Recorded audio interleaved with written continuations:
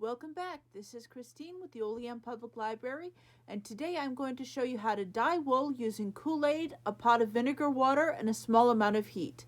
Any pots and pans used for dyeing, even with Kool-Aid, should not be reused for food preparation. Your first step is to soak the wool in a pot of cool or room temperature water with a glug of vinegar. Since Kool-Aid has so much acid in it, precise amounts of vinegar are not needed.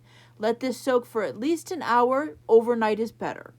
Once your fiber is thoroughly soaked, put it into a pot, pan, or crock pot that you do not plan on using for food preparation ever again, along with some soaking water, about 1/4 of an inch. I used a packet and a half of green apple Kool-Aid dye.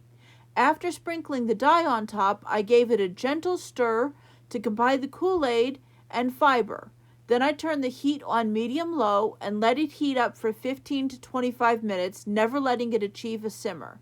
When the fiber was slightly warm to the touch, I turned the heat off and set the pan aside.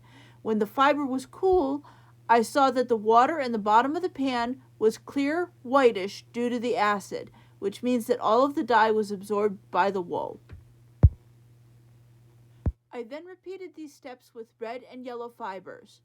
I will let you see the photos without any voiceover and pick up the voiceover at the yellow result.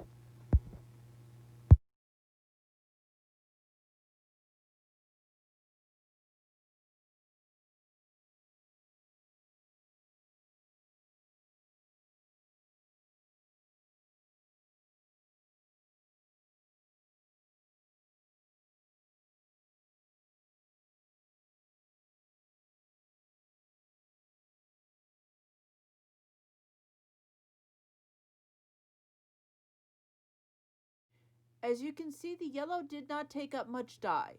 There are two ways to fix this. Add a lot more Kool-Aid or add some food coloring like you would get for Easter eggs or coloring frosting. There is enough acid between the Kool-Aid and the vinegar for this to adhere nicely. Before hanging my wool up to dry, I rinsed it thoroughly with cool water to get the Kool-Aid smell out.